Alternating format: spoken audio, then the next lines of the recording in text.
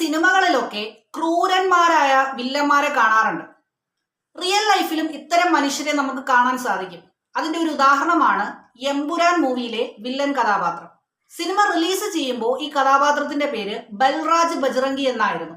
പിന്നീട് ഈ സിനിമ ഗോദ്ര കലാപവുമായി ബന്ധപ്പെട്ട് ചില വിവാദങ്ങളിൽ പെട്ടുപോവുകയും 24ഓളം മാറ്റങ്ങൾ വരുത്തുകയും ചെയ്തു. അതിനുശേഷം ഈ ബൽറാജ് ബജ്റംഗി എന്ന കഥാപാത്രത്തിന്റെ പേര് ബൽദേവ് എന്നാക്കി മാറ്റുകയാണ് ചെയ്തത്. ഇതുപോലെ കൊടും ക്രൂരനായ ഒരു മനുഷ്യൻ നമ്മുടെ രാജ്യത്ത് ഇപ്പോഴും ജീവിച്ചിരിപ്പുണ്ട്. അതാണ് ബാബു ബജ്റംഗി എന്നറിയപ്പെടുന്ന ബാബുഭായ് പട്ടേൽ. അപ്പോൾ ആരാണ് ഈ ബാബു ബജ്റംഗി? ഇന്നത്തെ വീഡിയോയിൽ നമ്മൾ ഡിസ്കസ് ചെയ്യാൻ പോകുന്നത് ഈ ടോപ്പിക് ആണ്. It's me Nadeem. Welcome to 5C TV.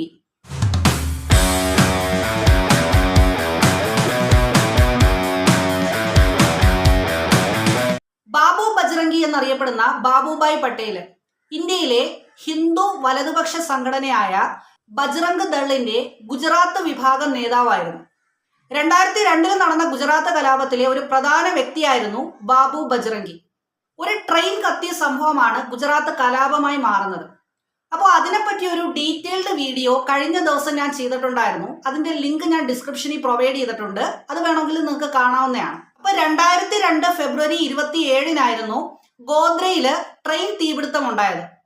അതിനുശേഷമുള്ള സംഭവങ്ങളാണ് ഇന്നത്തെ വീഡിയോയിൽ പറയുന്നത്. 2002 ഫെബ്രുവരി 28 നരോദാഗാം കൂട്ടക്കൊലയില് 11 പേരെയാണ് ചുട്ടുകൊന്നത്.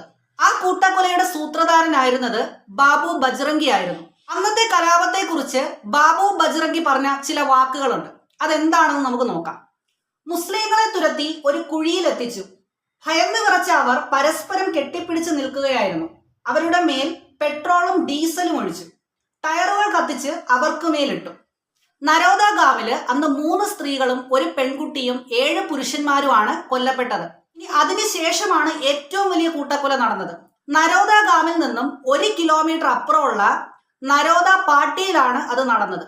36 സ്ത്രീകളും 26 പുരുഷന്മാരും 35 കുട്ടികളും ഉൾപ്പെടെ 97 മുസ്ലിങ്ങളാണ് നരോദ പാട്ടിയിൽ കൊല്ലപ്പെടുന്നത്. ഇനി ഈ നരോദ പാട്ടിയ കൂട്ടക്കൊലയുമായി ബന്ധപ്പെട്ട് 2007 ബാബു ബജ്റംഗിയുമായിട്ട് ഈ തെഹൽക്ക ഒരു ഒളിക്യാമറ ഇന്റർവ്യൂ നടത്തി. അപ്പോൾ ആ സംഭവത്തിലെ തന്റെ പങ്കിനെ കുറിച്ച് ബാബു ബജ്റംഗി വളരെ വ്യക്തമായി പറയുന്നുണ്ട്. അത് എന്താണെന്ന് നമുക്ക് നോക്കാം.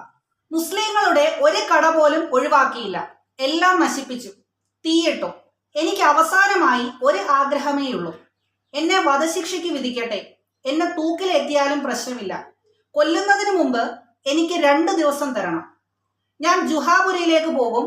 ആ ദിവസം ആഘോഷിക്കാൻ 7-8 ലക്ഷം മുസ്ലിങ്ങൾ അവിടെയുണ്ട്. അവരെ ഞാൻ അവസാനിപ്പിക്കും. കുറെ പേർ കൂടി മരിക്കട്ടെ. ഒരു കുറ്റബോധവും ഇല്ലാത്ത രീതിയിലാണ് അയാൾ ഇങ്ങനെയൊക്കെ സംസാരിച്ചത്. അപ്പം നമുക്ക് ചിന്തിക്കാവുന്നതേ ഉള്ളൂ എത്രത്തോളം ക്രൂരനായ ഒരു മനുഷ്യനാണ് ഈ ബാബു ബജ്റംഗി എന്ന് പറയുന്നത്. 2012 പ്രത്യേക കോടതി നരോദ പാട്ടിയ കേസില് ബാബു ബജ്റംഗിയെ ജീവപര്യന്തം തടവിന് ശിക്ഷിച്ചു. ബാബു ബജ്റംഗിയും ഗുജറാത്ത് മന്ത്രിയായ മായ കോട്നാനിയും ഉൾപ്പെടെ 86 പേരായിരുന്നു പ്രതികൾ. കൂട്ടക്കൊല നടന്ന് 8 വർഷത്തിന് ശേഷമാണ് വിചാരണ ആരംഭിച്ചത്. എന്നാൽ ആരോഗ്യ പ്രശ്നങ്ങളൊക്കെ പരിഗണിച്ച് 2019 സുപ്രീം കോടതി ബജ്റംഗിക്ക് ജാമ്യം അനുവദിച്ചു. 2016 വരെ സ്വന്തം അനാരോഗ്യവും ഭാര്യയുടെ അനാരോഗ്യവും ചൂണ്ടിക്കാട്ടി ഇയാൾ 14 തവണ ജാമ്യത്തിലിറങ്ങി.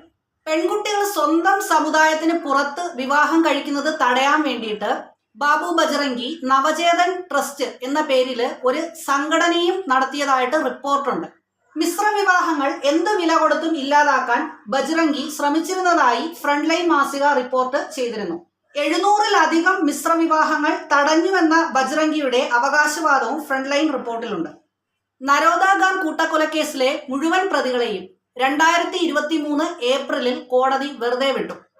പൊളിറ്റിക്കൽ പവർ ഉണ്ടെങ്കിൽ എത്ര പേരെ വേണമെങ്കിലും കൊലപ്പെടുത്താം, എന്ത് ക്രൂരകൃത്യം വേണമെങ്കിലും ചെയ്യാം. ഇത് ഒരു അക്രമ രാഷ്ട്രീയമാണ്. ഈ അക്രമ രാഷ്ട്രീയത്തെയാണ് എമ്പുരാൻ എന്ന മൂവിയിലൂടെ പോർട്രേ ചെയ്തിരിക്കുന്നത്. അക്രമ രാഷ്ട്രീയത്തെ കുറിച്ച് ചർച്ച ചെയ്യുന്ന സിനിമകൾ ഇതിനു മുമ്പും നമ്മൾ കണ്ടിട്ടുണ്ട്. പക്ഷെ ഇത്രയും സക്സസ്ഫുൾ ആയ ഒരു ഇൻഡസ്ട്രിയൽ ഹിറ്റായി മാറാൻ കഴിഞ്ഞ ഒരു സിനിമ എമ്പുരാൻ തന്നെയായിരിക്കും. ബാബു ബജ്റംഗിയും ഗോദ്ര കലാപത്തെയും ഒന്നുകൂടെ ഓർമ്മിപ്പിക്കാൻ ഈ സിനിമയ്ക്ക് കഴിഞ്ഞിട്ടുണ്ട്. ഇത്രയും പറഞ്ഞ് ഞാൻ എൻ്റെ വീഡിയോ അവസാനിപ്പിക്കുകയാണ്. Thank you.